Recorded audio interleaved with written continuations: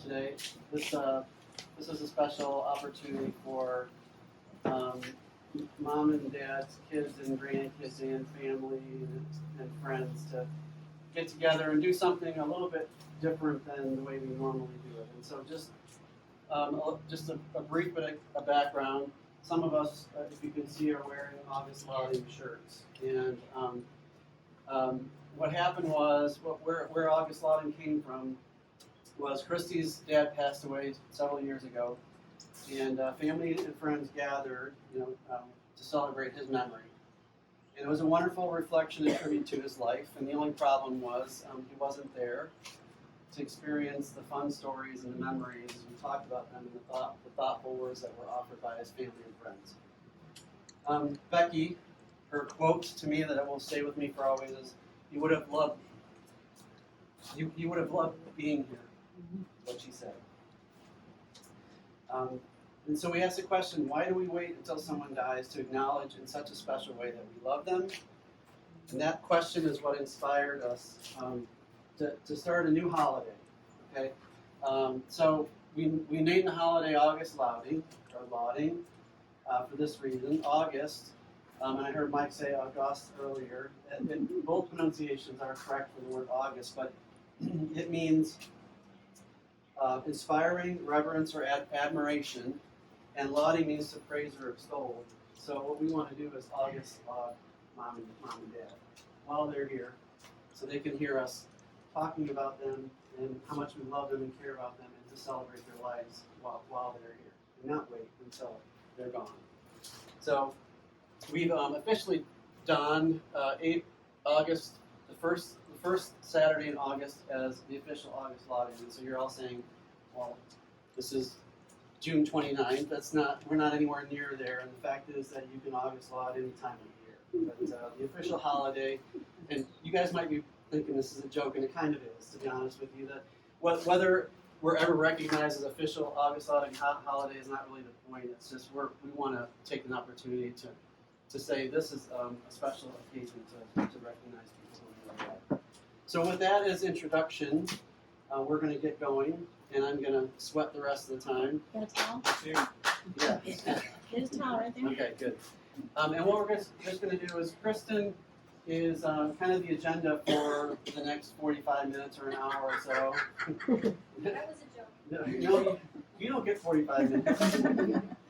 The sum total of things, 45 minutes or so. By the way, the drink station is open. Please don't feel like you're stuck in your chairs. This is meant to be informal, so get up and grab something to drink or whatever. Kristen's gonna start off with a little background on the family, which is kind of fun because Mom and Dad haven't always been together, although they have been for 66 years. Right? 66 years. Yes, sir. The Excels and the Jiriks were separate at one time, right? They didn't know each other. They were separate families, and then they came together, and you guys, 66 years ago. So Kristen's going to talk a little bit about our family heritage, give some background there, which will be fun. And then after that, it'll just be kind of an open forum for us to say things to Mom and Dad we would love for them to hear us say in person. They don't know what we're going to say. It'll be either the siblings or the grandkids or anyone else who would like to share a memory, a story, something that we appreciate about Ron and Melissa for that time afterwards. We're going to try to keep this to within a relatively constrained period of time. So if someone's going like this to you because you're going too long, please don't take that personally. We just want to make sure everybody gets a chance, and so we'll have some fun with that. Not everybody is comfortable speaking, and so some people have written letters, and so we got that. And for example, Sophie wrote a little note, which was really nice. John read it to my mom earlier today. It's super nice blessing to have some of our family who are not here represent some of how they care about Mom and Dad through letters. And if you haven't written a note or anything, we've got cards here for you to write a note before you go. We've invited you to leave pictures or give us pictures or any stories, and we'd love to capture all of that. And what we're going to do with today's events is put it all together and allow Mom and Dad to relive this day over and over again. So we're going to give it to them in a video. they'll have the letters, they'll have the pictures, and they'll be able to go back to them when they're feeling down or low or just maybe underappreciated. They can come back to these memories and reflect on all this and just be blessed and encouraged by the time of that. So that's kind of how it's going to go. If I haven't made it clear, hopefully just by way of example, we'll be able to follow along. Okay, so Kristen, you want You can't say anything nice, don't say anything. Oh my gosh. It's not, but it should be. There, and yeah. It's And not, with but it should that, be. yeah, I will, call your. Scott and Mike and I have been here for a few days, and just about once an hour we come up with another one. Are you writing them down? Well, no. Oh, Now no. we just shake our heads and laugh because we go, well, there's another one, So Dad has an awful lot of sayings. And sometimes you have to immerse yourself in the culture of the environment to remember all of those sayings. So, okay, so I'm going to tell you that Mike has spent a lot of time really practicing and putting everything together, and I am so appreciative of that. And I will tell you that I spent exactly very little time rehearsing. Exactly, very little. Yeah, because I'll use the excuse of where I was, which was in the kitchen a lot. And no, that's not what that was for. It's just, that's my excuse, right? You ate well, that's what you're going to get out of me. So I feel like this is sort of a participatory component of the event. Where I'm going to talk a little bit about our family history, but there are some of you who will be able to chime in and go, oh no, that's not how that went, or wait, it was longer than that, or whatever. So feel free to interrupt me, those of you. And I feel like this is a little bit of instruction for the grandkids, because they're going to be the ones that really haven't heard, or maybe aren't familiar with where we're at. So feel free to do that. I can name all my cousins. The other thing, yeah, exactly. Well, that's the point.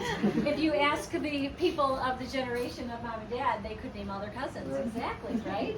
So I love these opportunities too, and I just kind of laugh. We'll look for any opportunity to get together. We're like, no, not a family reunion. Let's call it something else, right? Let's just get the family together. Who cares? So I did spend time a few years ago doing Ancestry and putting together family tree information. This is some of it. You can look at more of it on the iPad if you are interested in delving in a little bit deeper. But it's part of the reason that I was given this job, because I did do some of this, and it's what a blessing it's been to have that excuse, honestly, to talk to Mom and Dad and get stories. It was because I had questions to ask, and getting Dad to tell some of his stories about the past. And then going, what? Let's go see Cousin Dottie and Cousin Trudy and get their stories. And so we did that as well, and had a wonderful lunch and talked. And then, it gives us questions for John and Judy too. So what a fun thing that's been. So, okay, we start with, and I was going to do visual aids, but I don't have it because I was, oh, here. Grandma Gussie and Grandpa Reuben. This is Mom's side of the family. And so they're the ones that came over. They were both Russian Jew, am I right? And one was Polish and one was Russian, although I think both of them would be Belarus in today's world, I believe. The borders have changed. They're from Crazy. Gussie was from a place called Ashmiany, and Reuben was from Vilnius. And Vilnius was in Poland? Lithuania. No. No. No, Vilnius is, that's Lithuanian or something, that's not, Lithuania. yeah, that's not Grandpa. That's not Grandpa? No, One was I think they were both, Ushmiana. they were both from Treva. Ushmiana, I thought. Ushmiana and Treva. Okay. I remember. Okay, Yeah. so that must be, Vilnius is right there. They were neighbors, Probably. like barely right on down the road. Okay, anyway, very good. So Eastern European, anyway, in today's world, it's easiest to say. But there they are, and they came over about 1902, if I remember correctly. And they No, well, see? no, I don't know. Okay, I think they had 3 kids when they came over, and that would have been Rose, Charles, and B. B came first before Eddie. Yes. So it was Rose, Charles, and B. And when they got here in New York, they had Eddie and Harry, and then there was Gertrude and Augusta. But Augusta was The youngest. the youngest. Oh yeah, I always knew But that. the story is that grandma came alone with 3 children. Oh, that's right. She was alone with 3 children, Mhm. and he came later, or no, did he come first or later? No, he came, But he she, came, No, didn't she raise No. money for him to come? came first. yeah, He he came first, and then I have the manifest from their ships, and I don't know the Something dates about offhand, his but I do know that grandma came by herself with With the 3 three kids. little children. I know what it was. Grandpa came first and there was supposed to be a 1-year waiting period before Grandma came. There it is. And she came earlier and she was pregnant a certain number of months and they questioned, how can this be? If the waiting period hadn't been respected, then how come? Yeah. Why So is she for pregnant? my kids, this is your grandma's grandma. Okay? Ian Maria, your grandma's grandma. That you Right, talking about. right, Yep. that's correct. Grandma's Grandma grandma. Gussie was grandma's grandma. And also Yep, Trudy, and Trudy and Dottie. Dottie's grandma, exactly. So anyway, they arrived and John's. Yeah. Sorry. Sorry. Anyway, so they came and eventually ended up in Chicago. What was the address on Milford? Millard. Millard Avenue. Yeah, Millard Avenue. That's And right. that house is still Trudy knows. standing. 1514. 14 South This Millard. one. There we go. 1514? What about Rockwell? Their So phone get all number? this on the That was video the so I phone can number, get it Rockwell, out. 9748. Yeah.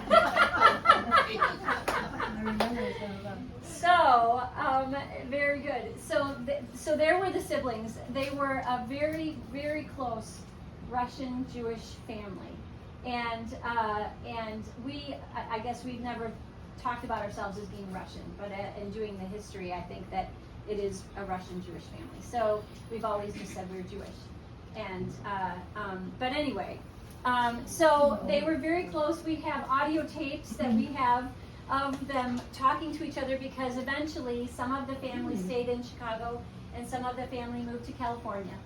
And so we have audio tapes of them talking back and forth to each other, I believe from the 60s, that Dottie and Trudy gave me recently to listen to.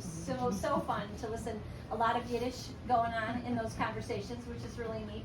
And so that was the family that Grandma Eddie grew up in, and Aunt Augusta, who is their parents and their mother. So grew up in that home, and I believe the story is that Auntie Rose, who was the oldest, I believe, is the one who met Grandpa George in the park. You guys, am I pulling this out? Okay, well, nobody knows this one, so I can make it up. So I believe that it was Auntie Rose that met Grandpa George in the park, and he said, I have somebody you need to meet. And it was Grandma Eddie. So she brought her sister to the park, where she met this young man. Apparently that is, instead of bars in those days, right? It was the park, maybe. So Grandma Eddie and Grandpa George met, and A Greek man with the curly hair. he was a Greek man with the curly hair. Handsome Greek man with the curly hair. I know. Do we have a? There's a photo of him I've never seen before. Oh, really? Yeah. Is it here? Is it on here?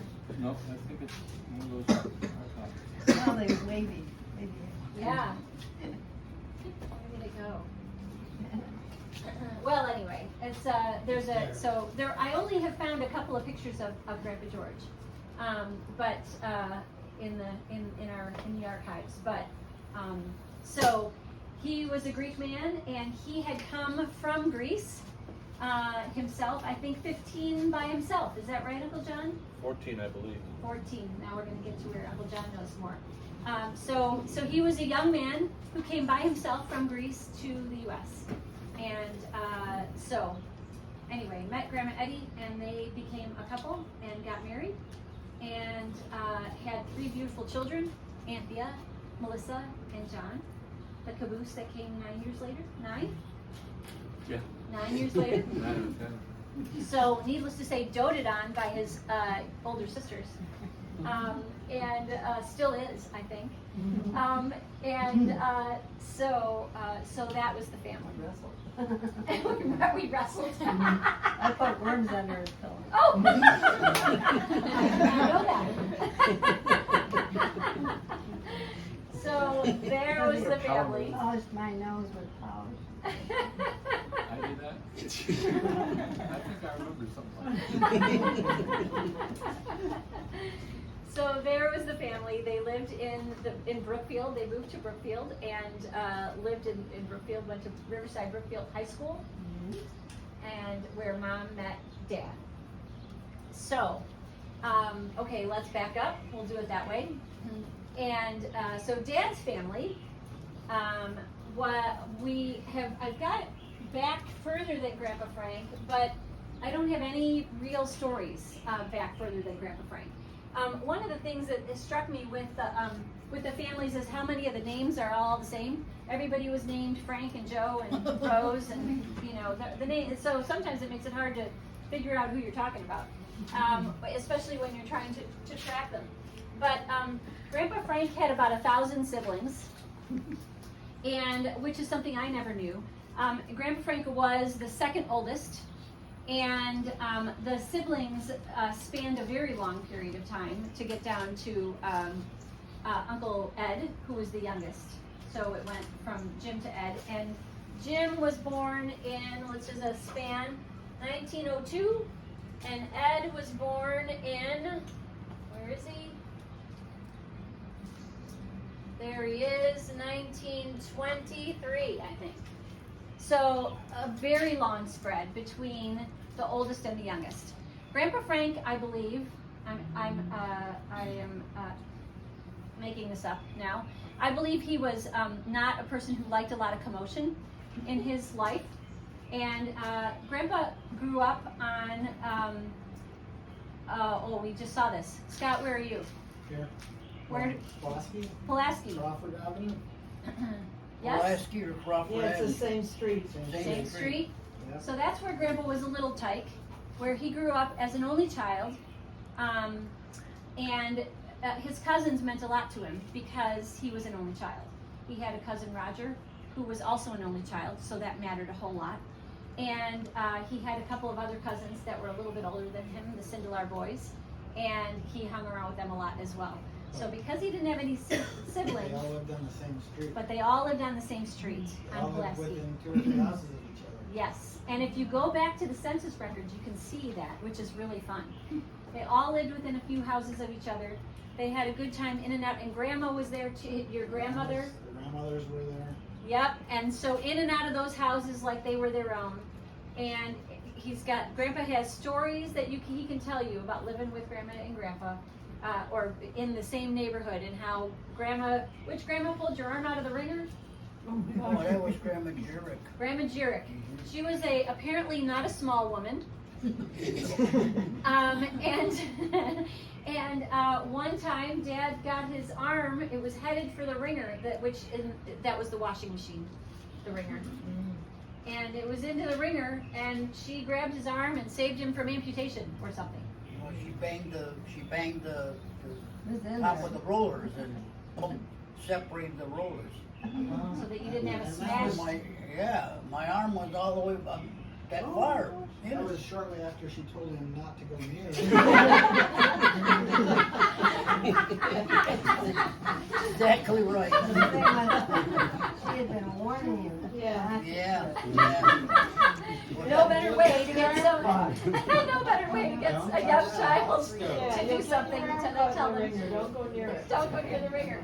So there you go. So unfortunately, Dad, how old were you when you moved to Brookfield? 5th grade. 5th grade?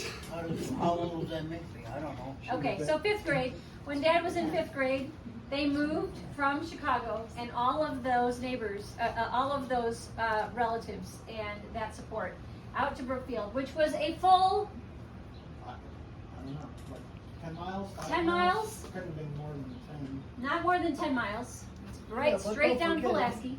If you had a car that you could drive 10 miles without falling falling apart, that was a compliment. Yeah, that was horse and buggy back then. The interesting thing is that they were about a block south of 31st Street in Chicago, and they were a block south of 31st Street in Brookfield. They moved straight down 31st Street. Straight down. So this was a big deal. What this meant was that Dad was not in and out of the houses the way he had been, and he lost that connection with his cousins.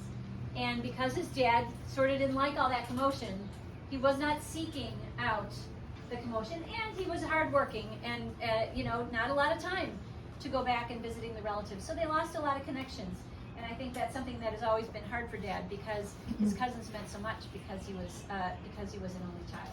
And you forgot about my kissing cousin. Oh, right. I should not forget about Elaine. Oh, no, she was. The reason that Elaine, I actually spoke to Elaine this morning, and the reason that Dad talks about Elaine so much is Elaine was quick to remind me because she could beat him at baseball. And she did mention that today on the phone. So, She did, huh? Yes, son. And Dad was a little bit of an athlete, so that kind of mattered. But anyway, so that's right. So Elaine also was an important part of your growing up. Oh, yeah. So down here now we're in Brookfield, and Dad grew up the rest of the way in Brookfield. Away from most of his family, and unfortunately didn't see them nearly as much. But that didn't stop him from terrorizing the neighborhood and with his bike and his trike and whatever. What's that? Wagon. And his wagon. That's right. So although it's unclear to us sometimes which house they were at, that all the activity. That was actually probably down. Yeah, probably in Chicago. So, Mom and Dad, there they both are in Brookfield. Did I forget anything significantly important or interesting or funny up to this point? No? Okay, good. So, there they are, and they meet in high school, and Mom is a freshman and Dad is a senior. And we did hear these last couple days that apparently the principal called and talked with the dean called and talked with Mom's parents at one point because a senior and a freshman apparently dancing a little close at homecoming or something. I don't know exactly what happened. I don't want to know. But there was a phone call made. So a little bit of a scandal that freshman and that senior were dating, but there they were. So 2.5 years. 2.5 years you dated. No. We're only 2.5 years. Apart. Oh, 2.5 years apart. Right. But Dad was pushed ahead in school. You didn't tell that part of the story. He should have pushed me back. Is that your story? I didn't Yeah. get pushed it. Yeah, you got pushed ahead. No. Yeah. Tell. You go were ahead, pushed Dad. ahead? I didn't get pushed ahead because of my grades. I got pushed ahead because of my age. when he When I changed schools from Chicago out to Brookfield. And don't ask me why, I don't know. But I graduated high school, I'm just 17 years old. And I didn't, What year did you skip? what year did I skip? Fifth grade. Which Fifth grades? grade or sixth I grade? don't know, 5th or 6th grade, I Fifth or guess. sixth grade. Yeah. Wow. 5th or Wow. 6th grade, I How about guess. that? Yeah, right?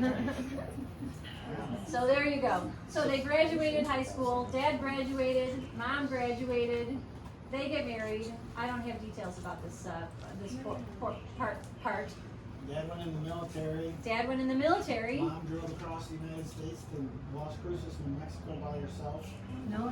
What? His dad took Oh, really? he drove me. Grandpa Frank. My father drove Story changed all over. Yeah. We should go back a little bit. In the meantime, I'm trying to think. I guess I don't remember. How old were you, Mom, when Grandpa George died? That was a little later. 23 or something. Oh, I got a good one. This story we heard. Apparently they were engaged, and Grandpa Frank and Dad went over to the Scott family, the Excel family, to meet them. And Dad said, "Dad, don't tell any dirty jokes. Off color. Off color. color. Don't tell any Yeah. off color jokes. It's not. This is not the crowd for the off color joke." And Grandpa Frank said, "Oh no, don't worry, don't worry." And of course he promptly promptly arrived and told some off color joke. And Dad says that it fell very flat, as he expected it to, and so that was the end of those jokes. So Grandpa Frank did learn quickly. Should have listened to his son in that case. So that was Nobody laughed. And that was it. It's probably worth, can you elaborate on the proposal? Okay, good. Mom or Dad, can you elaborate on the wedding proposal? Like how How did that go? how Dad how did Dad propose to you? Well, It's not very romantic, but I have to admit, you remember? yes, I think so. You tell it. Safe answer. You Well, tell it. He went in the service in the beginning of December. And come the last, and did you write me a letter? Did I write you a letter? Well, I can't remember that part. But anyway, he called me December 28th on his birthday. And from basic training in White Sands Arkansas. Proving No, Ground. Arkansas. Basic training, right? Arkansas, right, Yeah. right. And he says, we're getting married. Something like Hey, somebody, I try to say, my chair is breaking. Some people are gonna say, it was convenient, to be married, you get paid better. Dad is always about the buck. I don't know where those stories came from. I don't Farthest like from that. my mind. I didn't think of that at all. No, you said you showed my picture to your buddies, and that's what you told me, and they said, you better get her. Well, yeah, they said that, they agreed, they all agreed, yeah, I should ask you to marry me, but, they didn't say anything about any money or anything. Yeah, okay, Graham. Just to set that record straight. It was not about the money. Thank you, Dad. It was, So there, yeah. for me, of course, that's what I wanted to hear. You accepted, And, right? Accepted. So there was only 6 weeks to wait, I think, something like that. 6, so yeah. 6 weeks later, you guys got married. Yeah, on his leave. How about that? Pretty quick, And quick turnaround. Washington's birthday, I shall not tell a lot. February 22nd, 1955. There it is. They got married, Yeah. and Trudy was one of the bridesmaids, and Oh, Anthea yeah. was one of the bridesmaids, and what's that? Yeah, who'd you say? Anthea Oh, yeah. and Trudy. Just us. Yep. She probably made of honor, hmm anyway. And Roger stood up in your wedding, so cousin Roger. Roger Yep. and Bob, Bob Sindelar. Bob Sindelar, another cousin, was the other. Weren't there 3?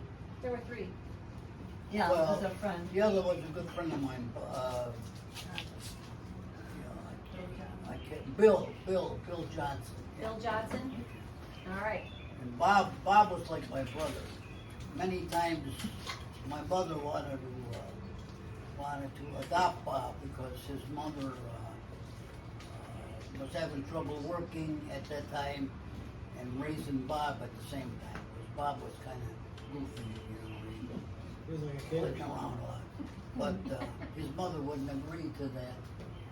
So Bob was at our house more than he was at his own house. So he was That was Syl, right? so. Yeah. Yeah. She was a little bit of a wild one, right? Yeah. According to Dad. Right. Oh, yeah. That's all we get now. From one The perspective. longer story. Yeah. Yeah. So they got married, went to Las Cruces, New Mexico, where Dad was in the service.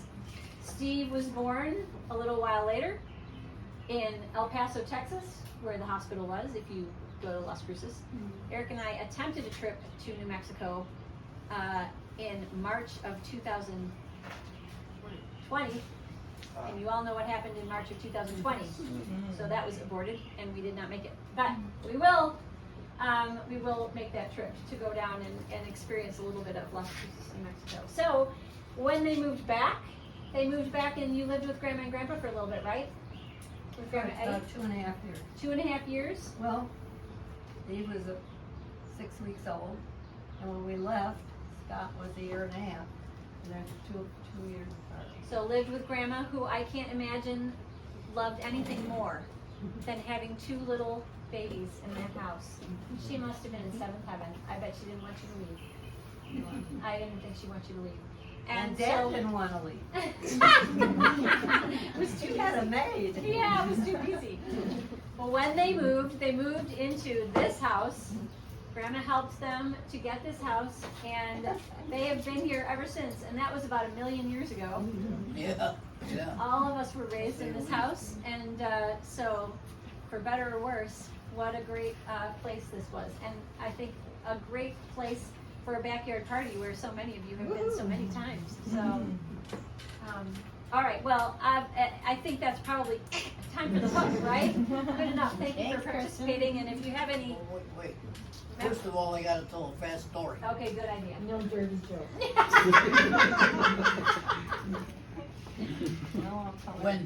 When Melissa was pregnant with Steve, we were in Las Cruces, New Mexico, and in order to deliver the baby, I had to drive to El Paso, Texas, where the William Beaumont Army Hospital was.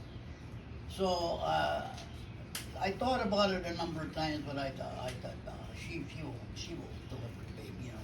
So one night we went to bed, and she was as big as a house. Oh man, she was so we go to bed, and it sounded like a few hours later she says, Ron, we gotta go. She says, I'm gonna have the baby.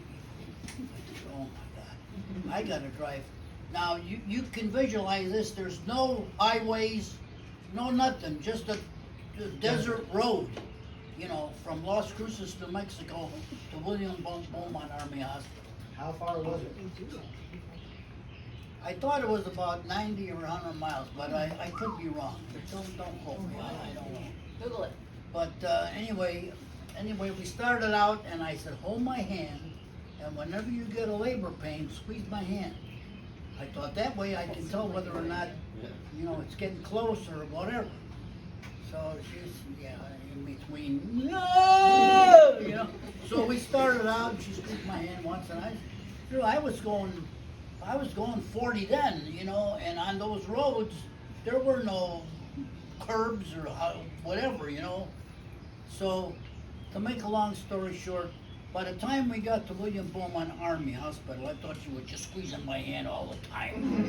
And I was flying, man, I was flying on her. So we got there, we got to the hospital, and we got her up to her room and examined and whatnot, you know. And how long do you think it took her to have the baby? About 12 hours later, she had so that was, I'll never forget that one. Well, and let's review. When that baby was born, Mom, you were how old? When Steve was born? Yeah. I think it's 20, we're exactly 20 years apart. Now, how old were you? How old were you when Steve was born? So 36? Right? Is that, oh yeah, that's what you're saying, 20. Yeah. Mhm. So Mom was 20 and Dad was 23 then, 23? Yeah. When that first baby was born. So those of you sitting here who are, wherever you are in your age, think about that. Yeah, That- because when that I had to first wait baby. for grandkids, I thought they never would come. She had to get I those was kids just- in so that she was could just get to a the 20-year grandkids. span, right? There you go. I had one grandchild from Scott, and still the years were going by, and there was no. Was it almost 10 years. 10 years. 10 years, and I started crying out to God. I said, I'm not gonna have any grandchildren but one, and she's a California. Poor Scott's like, move it. And she's in California, my Use some one support here. grandchild. I started crying, and then. And then there we go. And then there you go. And then Mike and I Mom had just a kept little popping out. competition, right? You gave up after 4. I gave up after 4. I had a baby, Mike had a baby. And then I had a baby, and Mike had a baby a little closer than my baby. And then I had a baby, and Mike had a baby a little closer. He kept creeping up on me. And then I had a baby, and Mike had a baby 1 week closer. There was only 1 week apart. They were little, talk about cousin buddies. They were the tightest. Yep, And and then comes Max and Ian. Mike called and said, I'm going to have another baby. And I said, you win. Awesome. Okay. Well,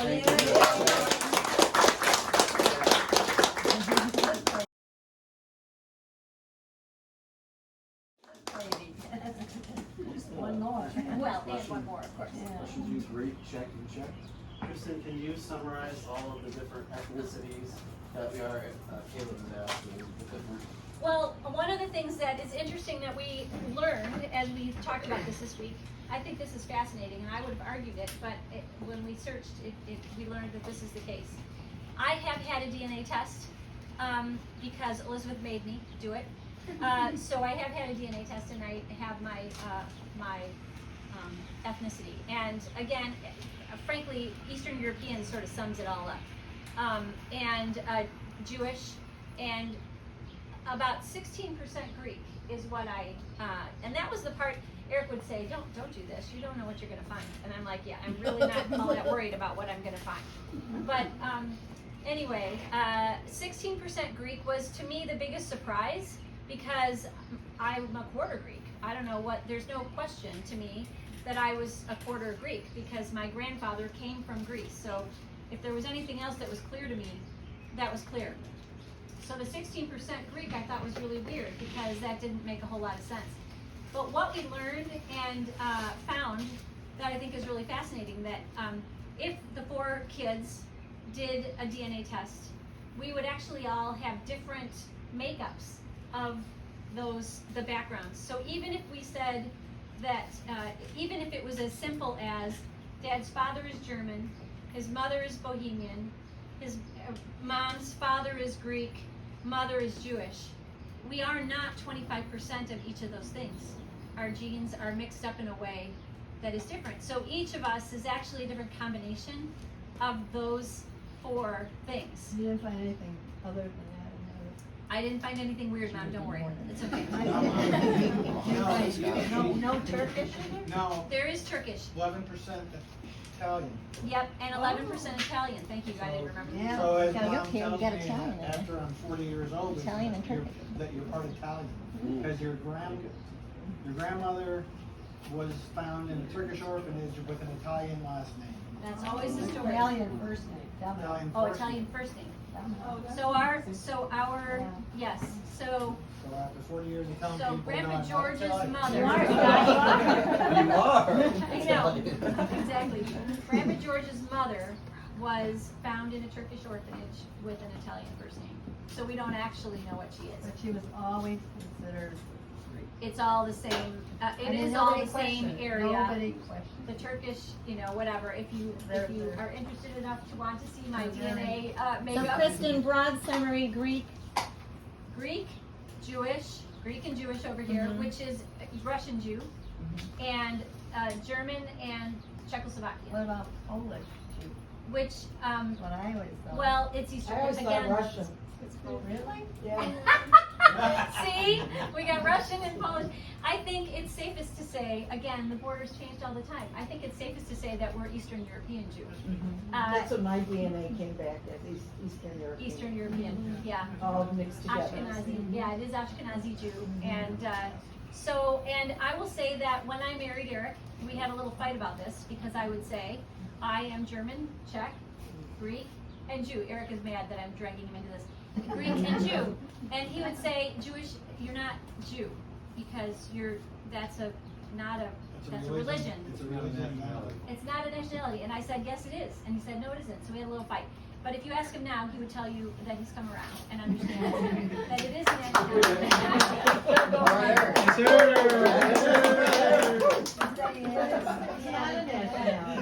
That guy's a doctor? So, It's really not a nationality though. well, but it is a, It's a culture. it is a culture, But exactly. but they're, Jewish people came from every part of the Yeah. world. Right. Yeah. Very true. But identifying as a Jewish person, It's a- regardless of the fact that I don't practice the Jewish religion, is still a thing. It's a thing. It's a Yeah, thing. it's a culture, It's a but thing. Very neat thing, yeah. Yeah. but And not necessarily a religion. That's right. It's a culture. It's more a than culture. anything. And understanding that it is passed through the female line. So, so all of you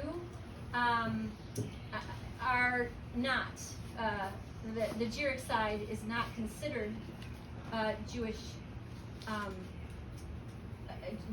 is that fair? Well, through the female side, the Jewish is passed. Through the male side, it is not. That's separate from genes, I think. It is separate from genes, that's definitely true. So, we're back to the religion. But you guys can versus- still identify with your Jewish heritage. Absolutely. Okay? They were not religious Jews. That's true. Well, but Grandma Gussie and Grandpa Reuben were absolutely religious Jews. Some were. Yeah, Yeah, not really, no. No? They didn't practice your religion. they didn't. They were married in the synagogue. Well, they were married in Europe, who knows? where Oh, they were married. we found that, didn't we? They were, well, They probably were, if it was in their hometown or the their, picture you showed, they were married at the synagogue. It's still standing, not being well, in Europe, and their whole community would have been Jewish, so, yeah. Yeah. But once they came to America, they, you know, my grandfather read the Jewish paper and they would have Jewish food, but they never, I don't remember them So you ever don't going think they- to a synagogue for any reason. Interesting. And yet still buried in a In a Jewish Jewish What cemetery. about the Yeah. relatives? Kristen Which knows is- about And the that makes sense, relatives. cause grandma didn't. They became. Right, but I thought it was just grandma that was not so much. No, none of them were. Interesting. Okay, I didn't know that. But you said on grandpa's side, he has brothers, my grandfather's brothers were religious too. They were camp. They were. Oh, they yeah. were cancers Could be. and Yeah. rabbis, yeah. Yeah. I mean, very religious. Grandpa's siblings. I'm trying to. They're living. You gotta cut it. And we've Yes. never met them. Yes. That's the thing that. Yeah. But anyway. And how about this one? Hey, close the box. What are you, watching a movie in there? Hey, Grandpa, did you get your ears lowered? My stomach thinks my throat's been cut. You swing like a rusty beer sign. Oi, you make a better door than a window. Hey, close the door. What do you think? We live in a barn? You got out of there like a bat out of... Don't take any wooden nickels. Give me a minute. My back teeth are floating. You run like you have a piano on your back.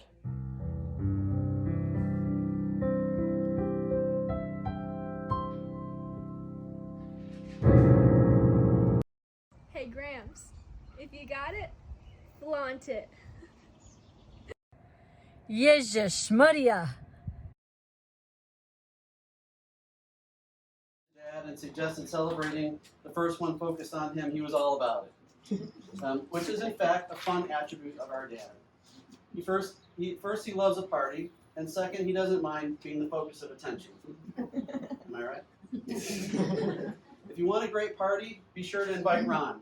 He has fun stories and makes people laugh. And I really think Dad likes parties for reasons other than just being the life of it. His family and friends are important to him, and he loves it when we gather together. The connection is important. This is exemplified by his irritation if he doesn't hear back from his kids for some period of time. If he calls and leaves a message and I don't get back to him for a couple days, he's offended. And I hear about it. I've come to appreciate this as him missing us. A different disappointment for Dad, as we are reminded most every year, is the fact that his birthday is so close to Christmas, December 28th. He gets cheated every year as a result. And even though we laugh about it, it's a reminder that he does like to get gifts. But he also likes to give gifts too. And the best gift Dad ever got is actually one of the best gifts I ever got. And although Dad is more quiet about his faith, it was a huge blessing when he acknowledged his need for Jesus and accepted the forgiveness offered to those who put their faith in him. Having the privilege to baptize Dad was a gift to me that I will always cherish. Hopefully these few things I've highlighted are fun and meaningful to many of us. It's not an exhaustive list, but hopefully one's worth reflecting on. You're a great dad, and I'm eternally grateful for being born into this family. Thanks for your example and leadership, Dad. You deserve to be Augustlauding. I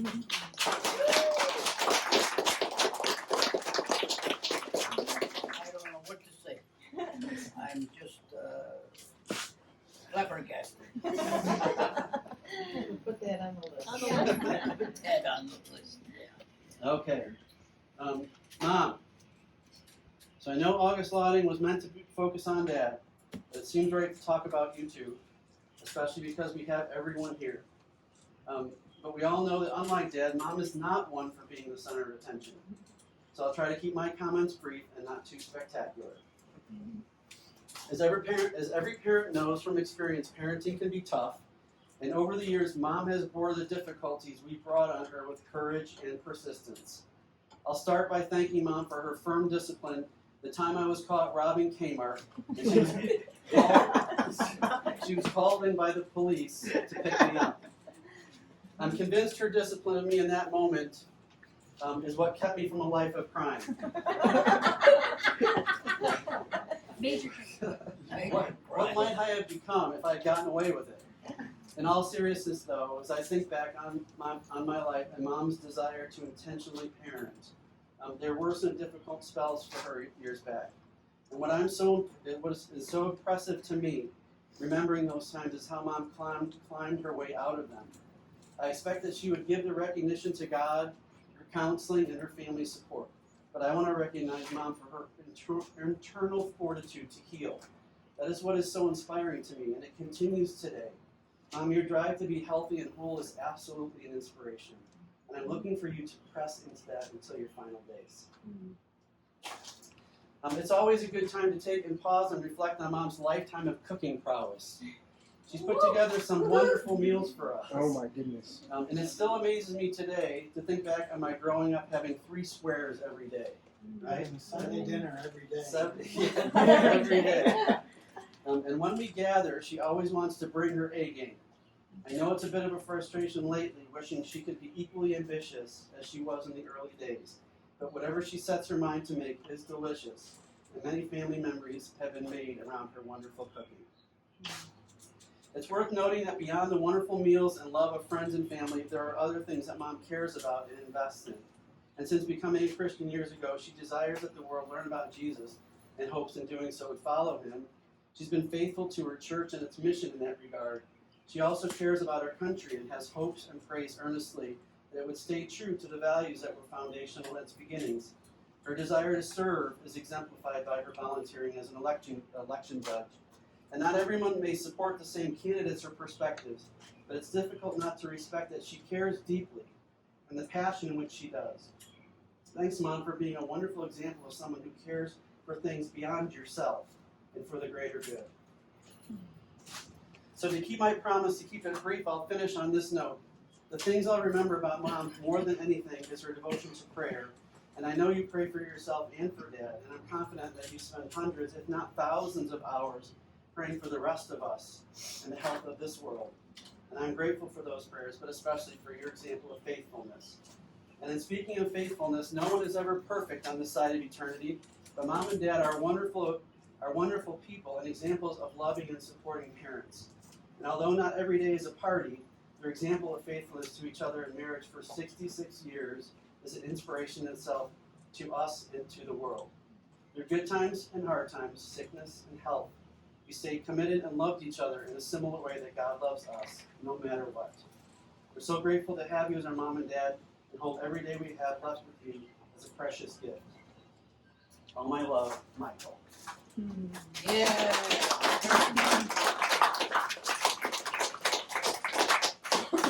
Okay, so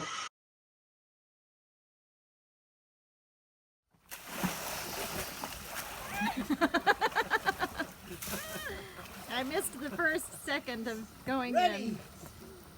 Go. Oh, Maria, you got Grandpa in with you. The water's not too bad.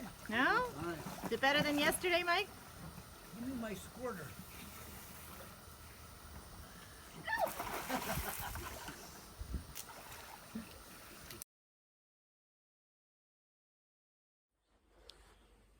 Hi, Grandma and Grandpa. I just want to let you guys know how excited I am to be sharing in this very special first Augustlauding with you guys to just honor and love on you both as my grandparents, and to let you know how much I love being your granddaughter. A couple memories that I have are, of course, family gatherings, playing in the field or the woods with the cousins. The slip and slide is a classic in your backyard.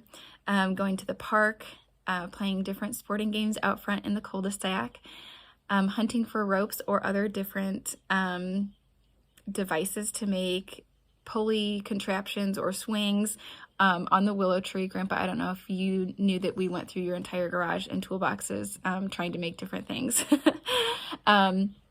Asking Grandma for carrots to feed the ponies out back will always be a fun one. Grandma, your delicious food and cooking. I think the memories I have of being the most full in my entire life are associated with Thanksgivings at your house because of your food. Sneaking cookies and chocolate with Grandpa in the fridge. Grandpa, sometimes with your permission and sometimes without. Doing puzzles or watching sports games in the basement with you. Watching Grandma play with Miss Kitty, and Grandpa, when she's not watching, of course, watching you push Miss Kitty off the table. And of course, more recently, just the fact that you guys were able to come to my wedding and be a part of such a special day with Abe and I. Things that I will always love and cherish about the two of you.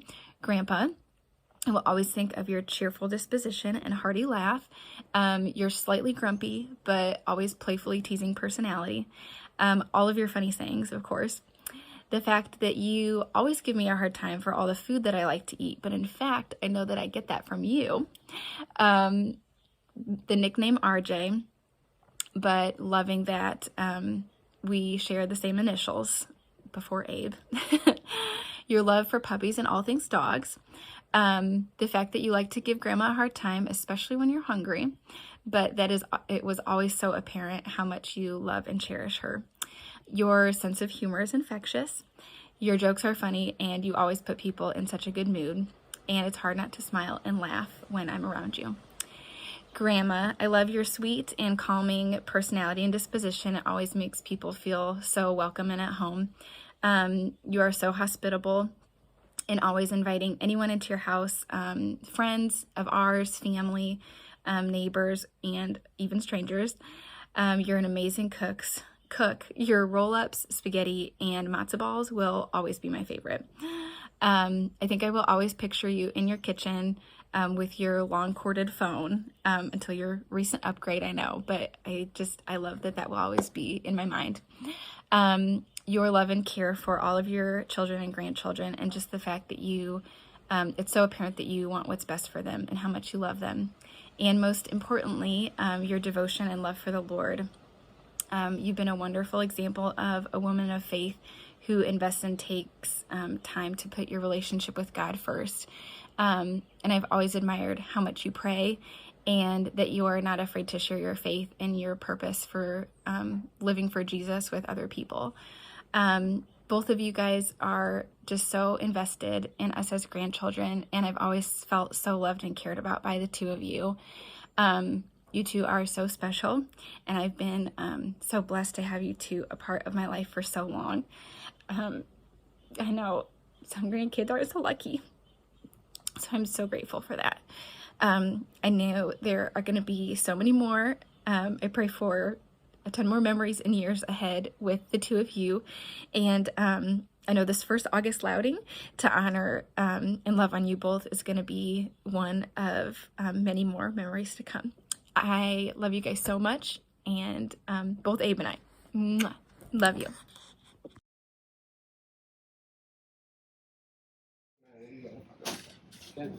So Rachel knew she was gonna cry, which is why it's a video. I know I'm gonna cry, and I'm still doing it in person. Oh, yeah. Want an absence? Take an absence. Yeah. So, who here knows how emotional my dad Mike is? By show of hands. All right. Double that. Double it, and that's where I'm at. So, you guys are in for a treat. So, for those of you who don't know, am I standing right, please? Okay, cool. I lived here for about 10 months at this house with the grandparents, interning for a job that I hold currently. It's a construction job, so for 2 summers I lived here with the grandparents. It was the 3 of us, and then another winter I came back and lived here. So I spent a lot of time in this place, and from a purely fiscal standpoint, Grandpa and Grandma probably saved me about $12,000 by doing that, so already that's a thumbs up. So I appreciate that. The thing about this house and this block is that there's no internet here whatsoever. So I was forced to conversate and hang out and be a part of community and talking with the grandparents, and I think that that ended up being a real blessing for me because of the time that I got to spend talking to the 2 of you guys. Yeah, so in short, to wrap up that introduction, it was a very special time for me here, and I remember it fondly. It was cool because I pictured myself walking around in the places that my dad did, Scott, Steve, and and that was really cool for me. So give me a second. I told you. It was just the months I spent here were really, really special, Grandma and Grandpa. So thank you. Only I want to talk about some memories here. There's only one time in the time that I spent here that I remember Grandpa being angry with me. And I etched the name Tom Hardy into his front door, or that door right there. And the whole door was basically ruined. And for a long time, right? huh? Not while you were in No, college. this was when I was young. But the door was ruined, and the name Tom Hardy was written on the door for many years. And that's the only time I remember Grandpa getting mad at me or raising his voice at me. So. Another fun memory I have from the time I spent here was we went to the pool and I tried to teach Grandpa how to swim with no luck. But that was really fun for me. The willow tree in the back, which Rachel has a beautiful picture here, was always the source of a bunch of fun memories, and the girls may have wanted to make swings and stuff, but Caleb and I would pick them off and try to hit each other. So that's the difference between the boys and the girls. I remember, and I'm very proud of this memory, Grandpa and I were bored and we played bags. Grandpa loves to play bags. And he's very proud of how good he is at bags.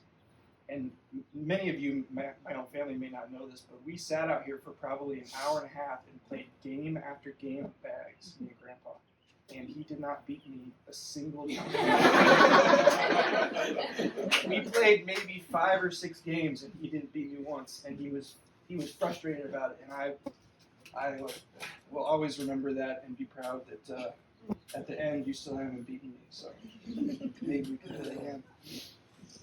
Another memory that happened here: a girl that I dated for a long time broke up with me here, and I was so afraid to go downstairs and talk to Grandpa about it because I was like, oh, this is a tough dude from Chicago, and he'll say something reasonable. And my point is that I have so many fantastic memories in this place, so I wanted to come up here and say something about it. Some other things I love about Grandpa. Whenever you leave at the house, he'll tell you to be safe. Drive safe.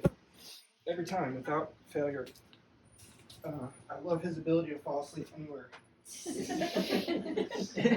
I can't even fall asleep in my bed. So I love his zealous use of salt and butter. I love the sayings, and just the fact that he wants to talk to you and he's interested in you and your life. And I love that. And yeah, so those are some core memories. Grandma, of course, the food is fantastic. I've never had anyone cook better food. And what I loved about Grandma, she wanted to talk to me not only about work, but also about my spiritual life and what I was reading, and we'd pray together. I love those memories with you. Me and Miss Kitty did not get along. When I lived here, I would do puzzles, and she would walk on my puzzles, and I would yell at the cat, and I'd have to be careful about where Grandma was when me and the cat were fighting, because if I did anything mean to the cat, I would have heard about it. But I have lots of memories of looking around the corner to see if I could yell at Miss Kitty for being on my puzzle. You know, this place was a home to me, and while I'm not, you guys aren't my parents, you treated me like your kid, and thank you for that. Moving on, it's not just about Grandma and Grandpa, it's about the legacy that you left behind. It's going to get worse, I promise. You had 4 amazing kids. Scott, who I don't see all the time, but our engineering minds click right when we see each other. We can nerd out about machines and buildings and all that sort of stuff. That's Grandma. Aunt Kristen, who everyone knows here, is one of the most dedicated, passionate, caring, and hardworking people on the planet.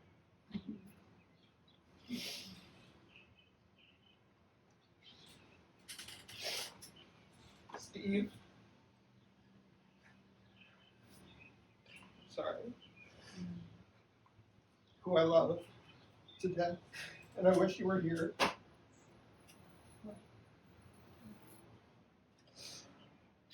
And of course my dad, who's my mentor and my role model.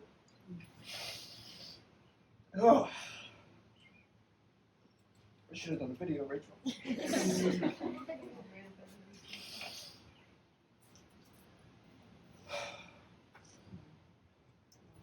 Your legacy has branched across the United States with your 4 kids and your grandchildren. And we've all come back here to this place where it all started to honor the both of you, because we love you so much. So, thank you.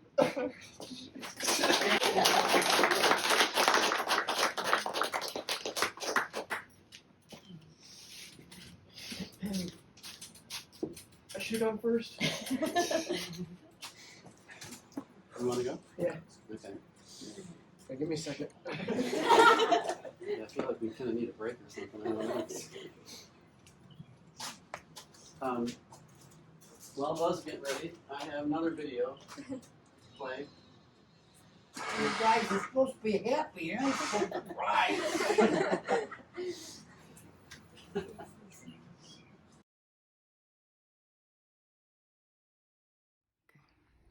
Hi, Ron and Melissa. I am representing me and Roger at this wonderful celebration your children are having for you.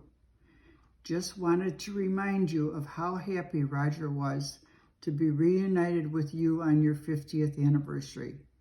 And we got to meet all of your family. We were living in Florida, and every time we come back to Illinois, we would get together and, of course, go to our favorite Bohemian restaurant. I have the photo of the 4 of us there sitting on the end table where I sit every day. So I see us together all the time. I can still hear what Roger would say when he would call Ron. Hi, bro, how you doing? I am so glad that we are keeping in touch. I hope today is so special and you make lots of new memories. We are there in spirit. Remember, I am coming up in September and I will be seeing you then, and you can tell me all about it. My love to the entire Jirik family. See you soon. Love, Mary.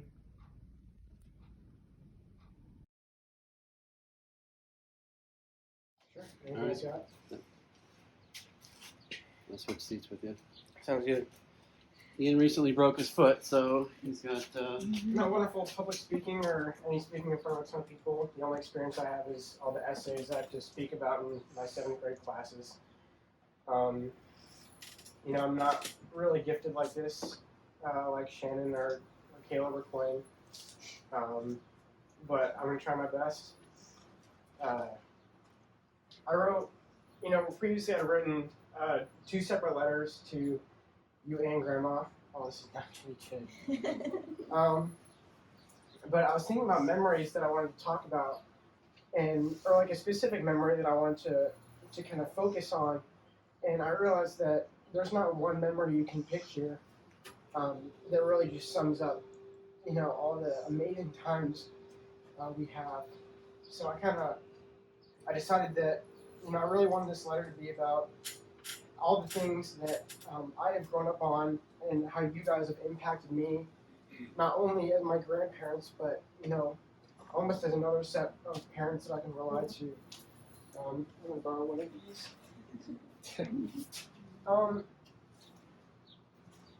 I ended up realizing that Augustlauding is not about one singular memory or one moment that happens, but the memories I've made in a whole, and the way that my beloved grandparents have impacted my life. This isn't just a place we came to, you know, hang out for a weekend. It wasn't just like it was never something that I dreaded. Whenever we said we were going to the grandparents, you know, I think I can all remember the excitement that I'd come watching sports in the basement with Gramps. You know, I always enjoy Grandpa coming and talking sports with you because he's always writing in the newspaper. I'm always keeping up with that, and you always are right there keeping up with me. And, you know, I get frustrated and you agree with me, and we're talking about LeBron James and his first round exit, and we're all happy about that. And it's just, these are things that is a routine but never gets old when I'm coming here. Some of the greatest things that I remember over all the times I've been here is like you know all these things are gonna happen when you walk in here. You always hear another Gramps expression. I always see a new kind of cookie in the fridge that I've never gotten the pleasure of sneaking and adding to my cookie dictionary. And I can remember almost all the different kinds of cookies that Grandpa has had here, and trust me, there are quite a few. Grandma, there's always wonderful food being made. Some of my favorites are your dumplings, your spaghetti, and your amazing stuffed peppers.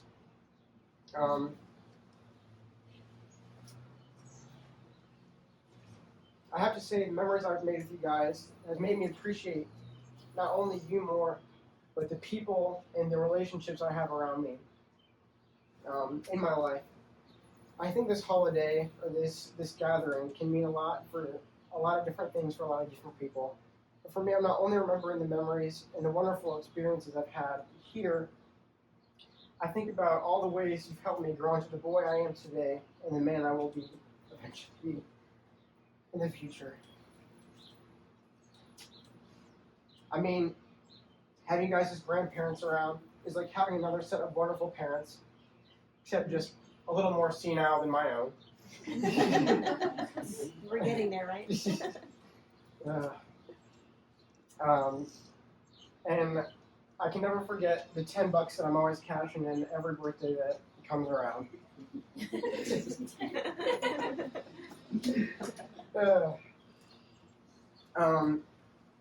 Everyone, Gramps, I have to say I've introduced to you. I know you've met a lot of my friends. We always go away, and they cannot get enough of you. They think you are absolutely hilarious. You really always, for any reason, can bring the mood up. And you know, with all your expressions and your jokes, you are just hilarious. And Grandma, they always my friend Mac, the first time she met you, she couldn't stop talking about how sweet of a lady you were. And you know, these are things that everyone sees when they meet you guys. They also love to ask me how in the world Grandpa pulls Grandma.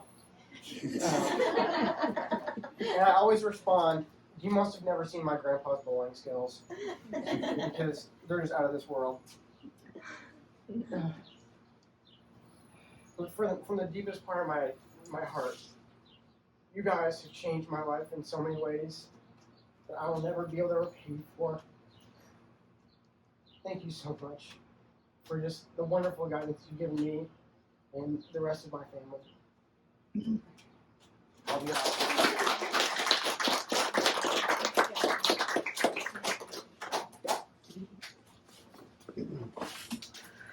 Anybody have memories? Yeah, I don't. Okay, yes, please. How do you get out? Yeah. I'm stiff. I'm not gonna cry. Not that there's anything wrong with it. Melissa and I grew up together. Our mothers were sisters, and my happy memories are from their house in Hollywood, where I used to visit and had wonderful times. I learned how to ride a bike there. We go there. I go trick or treating there on Halloween because that neighborhood was a lot nicer than where I lived in the city. And we ride our bikes to the zoo often, and I love that. And I've known Ron almost as long as Melissa has. I met him when she first started going with him. Ron's dad was in love. He just Oh yeah. And I was honored to stand up to your wedding, and I'm honored that we're still friends.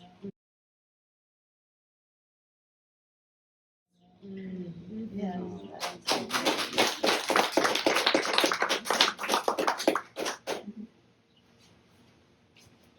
I had something else to say. Do I need to stand up here, or would you like me to? Yeah, I mean, however you want to do it. Real quick. Yeah, I just wanted to, I tried to print out a letter today, but I was having some problems.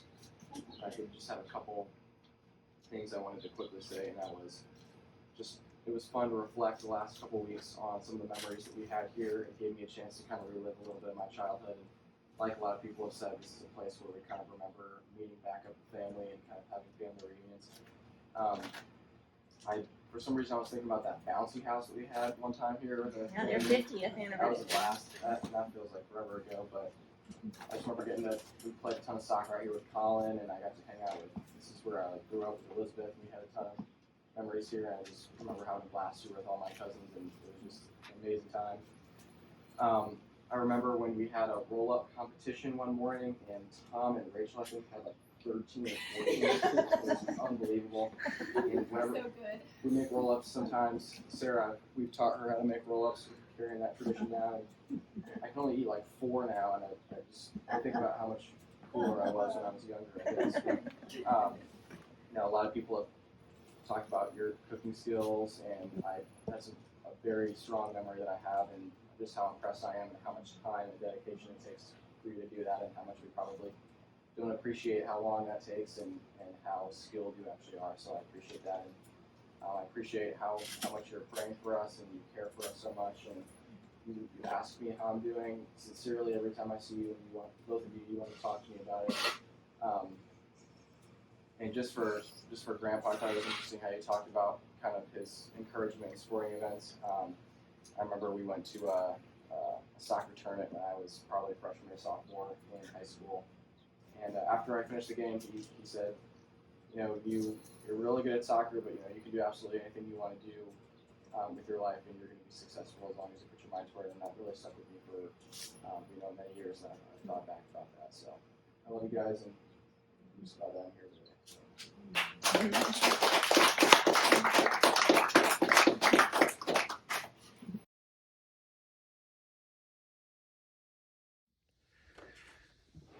Grandma and Grandpa, I'm so excited that we get to experience this day with both of you and share stories and memories that we have with you and recognize the importance of both of you in my life. I often wish that we could live a bit closer to you guys, but it makes it even better when we get to see you. I love hearing that you are coming to town and getting to spend time with you guys, even if it's just for a day or two. I wanted to share a couple memories that stick out to me the most about you guys and with you guys. Grandma, I will always think about your faith and the importance of Jesus in your life. Even at such a young age, you were sharing with me the importance of making a relationship with God a priority. You have cared so much about a personal relationship with God, spending hours in prayer and talking with Him as if you were right in the room with us. I am so inspired by that relationship and look up to you as an example of what I hope to mature into as a Christian. You have given and shown me a standard that I can only hope someday to meet, and I will always appreciate the conversations we get to have about our faith. I will also, of course, never stop appreciating your incredible cooking skills. I recall many days of my childhood sitting in the kitchen anxiously awaiting a delicious lunch or dinner with the family. Sharing Thanksgiving with you, enjoying delicious soups and dumplings. My mouth is watering just thinking about it. Grandpa, I will never take for granted the laughter that you've provided me over the years. Your humor is incredible. The years of classic one-liners are something that I will never forget. You bring me joy just being in your company. You always make sure to catch up on what's new in my life whenever we see each other. You take care to listen carefully and appreciate the latest news in my life. I also appreciate the times that you come to my sporting events, my old soccer games, and sat through cold weather to watch me play. I don't know if you remember, but you came to a tournament of mine in Chicago when I was probably 14 or 15 years old. I finished the game and I played pretty well, but you pulled me aside after the game and told me that although I was good at soccer, I could do absolutely anything in life that I wanted if I put my mind to it, and I could be good at it too. Even though that was years ago, I remember that well and I think about that often. Hearing encouragement from you at that age is something that I needed and is something that I will remember to do with my grandchildren because of the impact that something simple like that had on the development and drive for my success. I'm so thankful for all the years that you guys remember my birthday, financially support me, and give me phone calls. I'm always excited nearing my birthday to get to talk to you guys, even just for a few minutes at a time. I hope that I can do a better job of calling you guys and catching up in the midst of my busy life at the moment. I'm very happy that we can celebrate you guys today. You have been the greatest grandparents I can ask for, and it is about time that we celebrate your incredible journey together and as influential people in my life. I love you guys. Any other memories or things to, yeah, John? I just want to say, I think the roll-ups come from the Augusta Brown side of the family. Yeah. Uncle Bob. Uncle My Bob, dad, yeah. Your dad, he threw them up in the air. I don't remember that, I just remember making them. Yeah. And we were eating, you do remember that? Wow. He was, and he caught them. Yeah. We had contests too, and we had all the cousins, our cousins, we had a cottage in Wisconsin, Burlington, Wisconsin. That's right.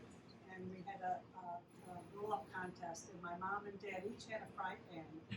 And one cousin was Cousin Arnold, had 21. Oh. And you had to put a bit jelly and jam on each of them, right? Oh, of course. Anything. Oh, we put liver sausage on and bacon on, and anything. Okay, that's not, Yeah. we've never extended ourselves to liver sausage. No. We need to try it, yeah. Bacon, maybe. So we were raised on butter and sugar. That's good too. Like half a stick of butter for each pancake, you know, just swimming in it, and then the sugar, several teaspoons, you And know. Dad would also put syrup on it. And then Dad would put syrup on it. Yeah. So are any of you still making those? Because Actually, my son Billy makes them. Billy does? Yeah, his kids, they have them a lot. When they come to my house, they ask me to make them, and I've never made them, surprisingly enough. David makes them, doesn't he, Chris? I've made them for Daddy my makes them. grandkids, but they don't come over that often. Yeah. Mike makes them every Christmas morning. Really? I mean, it's become I'll be tradition. your- And other times too, but it's, Daddy, I have 2 pans going. That's the only way I can keep up. Yeah. Because otherwise they're and Caleb and they're Sarah just have waiting with learned. their plates like They this, make them you know, now. you can't keep the pace. So Yeah. The I tradition, better the brush tradition up on my continues. roll-up skills. Yeah. People remember them like that. we love And them. each one of these grandkids gets up and talks. I remember something special times with each one of you individually. I wish I could get ahead and tell you what each one of these precious grandchildren and their mothers and their fathers have meant to Ron and I. I can't tell you. And Becky. It'll come. And John, Trudy, my cousin Dottie. This could go on forever. And I'm hoping that this is what we're gonna have when we get to heaven. We're gonna be rejoicing because I want to see each and every one of you there. That's my heart. Are you gonna cry too? Just to see my family there. And that's what I pray for. You will. Every day. Besides that, you won't have any aches and pains. What would I do without him? I won't have to listen to you.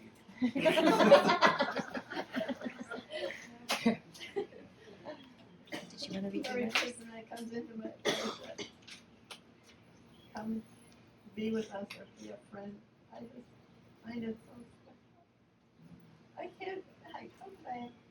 I had all this, my daughter, our daughter, and all that you've done, all the hours of time you take, it's over, but I can't believe it. I just can't believe it. And it's beautiful. It's beautiful. Thank you so much, everyone. For And being there's more, Mike. Maria wants to. Huh? Maria wants to share her letters. Okay, any, The days that I used to watch Ron and his friends play softball in a league that played with a 16-inch softball, which is played only in Chicago, Illinois. Nowhere else in the world can you find it. Yeah. And when I was a teenager, I used to watch them play and I enjoyed it very much. And try to now and then to do it myself, but gigantic softball. Yeah. Figure out. You gotta have knuckles and whatnot all busted up and everything. No gloves. It's funny you mentioned that, John, because he's got one in the basement. He was talking about it a couple days ago. He's like, I still got that clincher in the basement. You know, and it's rock hard when you first start playing with it. It's like I guess it is.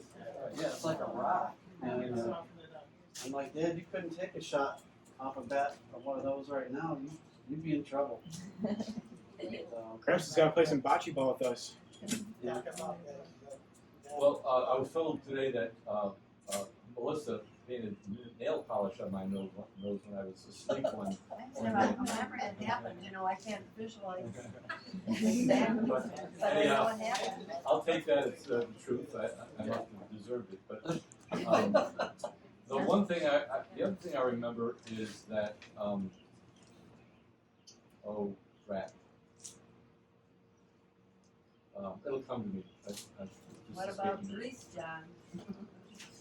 Going to Greece together. I would have never gone to Greece. Oh, that's without right. John. That's right. That was quite an experience. Oh, I have such a. You had never left the country before that, I don't think. I wouldn't have it The without you. escalators were so steep, Not have that Mom couldn't handle her suitcase, so she Yeah, just we have. pushed it down the escalator and like tumbled to the bottom. That's what she told me. Where was this? She went to Greece. You tumbled on the bottom of an escalator? No, no, bag. suitcase. The bag. Her suitcase. Oh. Control it. Oh, I see. Got away from her, fell down the stairs. So she What did Oh. they do? gave up and just pushed it down the escalator. we had you have a picture of the two of you on that trip. Oh, really? Yeah, the slideshow. I look for it up here. I don't have it printed, but We have one. It's a cute picture of two. 10 years ago. I think one thing I would say, Mom and Dad, is that I've just so appreciated is how special it's been that you two became such good friends with my parents and still my mom. I mean, you are some of my mom's closest friends, and you were definitely two of my dad's closest friends, and it was really nice that for many years you guys lived so close to each other, and you would get together even when Mike and I didn't come home, you know. And it was super nice. Your mom is an outreach. But it was really nice And for our your dad, kids. and your dad. Yeah, to be able to spend a lot of holidays with both sets of grandparents or special occasions, since you guys were such good friends. Right. Which was really special. It was hard for us to have them leave. Yeah. Go away, a little further away, but that's another story. And my dad would have liked this day for these guys, wouldn't he? He would have. Yeah. I have another story. When I was in college, I spent my summers, some of them in Chicago, doing various things having to do with racial justice organizing. And I had this car, it was called a Corvair. Anybody ever heard of it? Oh, yeah. And it was a dangerous vehicle because all the weight was somehow in the back, and the car easily swung into spins. And that's what happened to me one day when I was driving on this overpass in the west side of Chicago. And the car was wrecked, and I was in the middle of nowhere. And who did I call? But Mr. Jirik here. And he came out and basically figured out how to deal with the situation, and dispense with the car, and get me back into ordinary life. Wow. You don't remember that, huh? Vaguely. I probably want to forget going to Chicago. Yeah, you were not happy at all with the experience, but, No, I don't think I was. you certainly came through for me, so I'm very grateful. So, that's some of these are fun because Dad's he doesn't remember some of the things anymore. And it was funny because one of the expressions we have on here is 3 sheets to the wind, and my dad used to say that one pretty regularly. And the other day, Mom was talking about putting sheets on the bed, and it came to me, and I'm like, Dad, what does 3 sheets to the wind mean? And he goes, I don't know what it means. So, just like Kristen said, you get into climate, and all of a sudden they start to bubble up. You know, you hear them come back. But There's a meaning to it. yeah, I looked it up. I explain it, but for time I'll Like you're not get you on the there. side. I'll explain what that Like means. 3 sheets to the wind mean you're not thinking. You're drunk. You're drunk.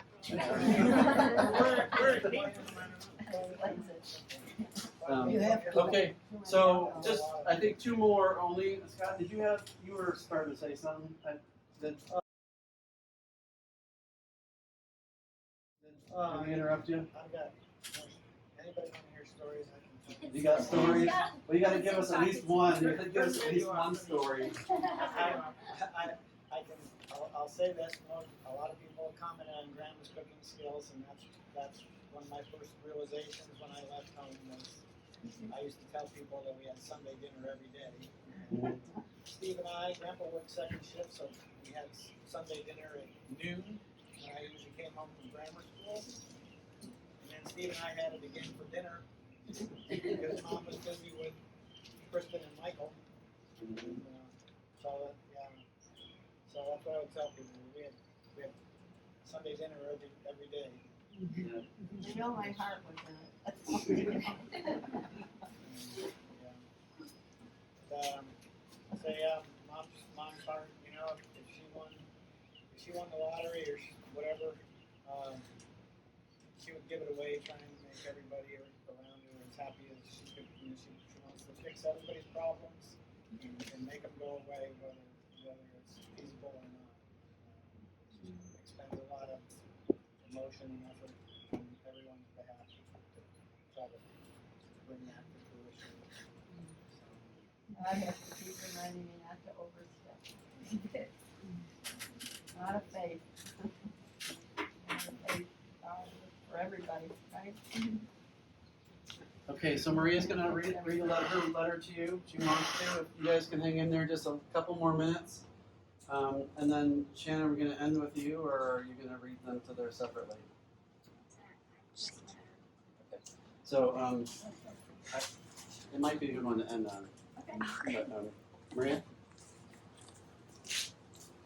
So I wrote 2 letters to Grandma and Grandpa, so I'll read Grandpa's first and then Grandma's last. Make sure you speak up. Thinking back, I have so many memories of coming down and seeing you and Grandma. I always had a few expectations for how the time would be spent. One, you would always take a cat nap in the most random spots and times. You would eat, read, and next thing you know, you're asleep.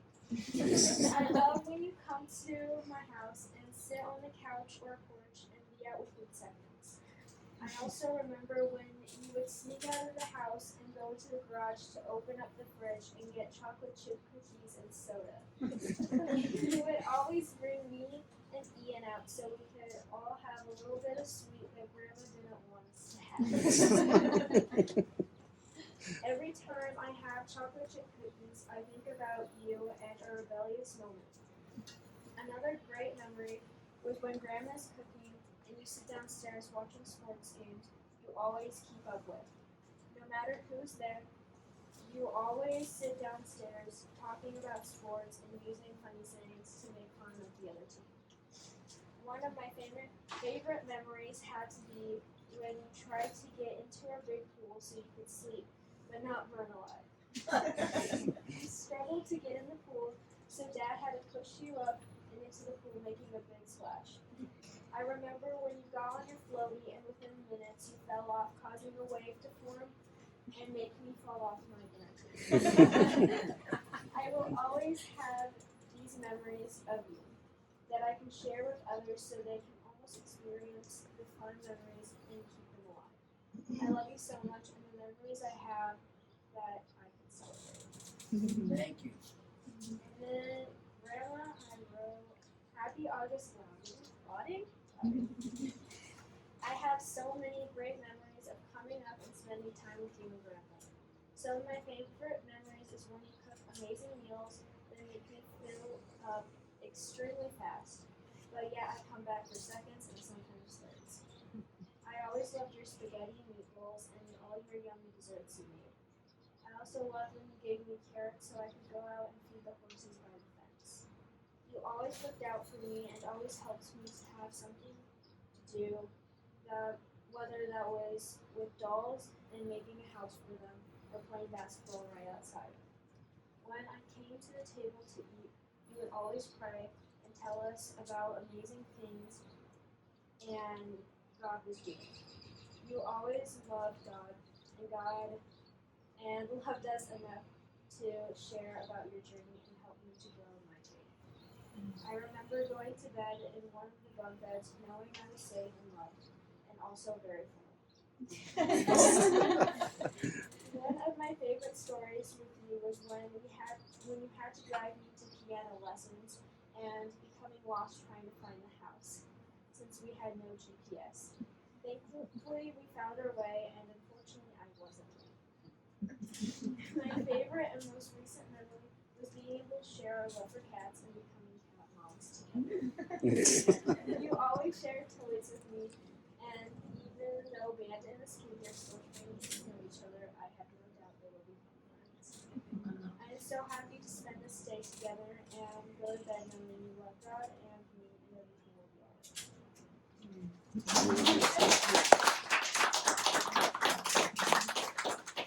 Okay. Well, I think we'll do that one separately.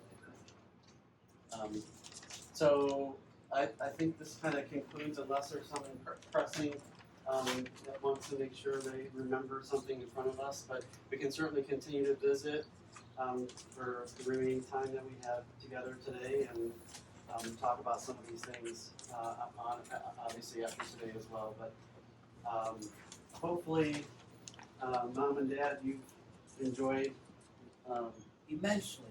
yeah. And it was great fun for us getting ready for it. A little bit stressful, but we got it all together, and we're so grateful that all of you guys came. You did a wonderful job. Oh, thank you.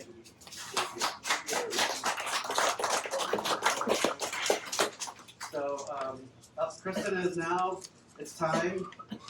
She's busting out the trifle, and apparently this is the best thing you've ever eaten in your entire life. So we're excited about that.